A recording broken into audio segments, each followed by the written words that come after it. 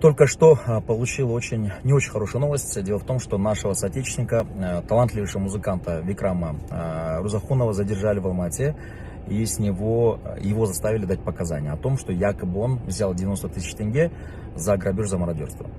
Во-первых, это талантливейший человек, это музыкант с более 15-летним опытом. Мы, представители шоу-бизнеса Кыргызстана, все его очень хорошо знаем. Его одно выступление стоит дороже, чем 90 тысяч тенге. Во-вторых, он очень часто бывает в Алмате на гастролях. Сами знаете, что Кыргызстан, Казахстан находятся близко, Бишкек, Алмата.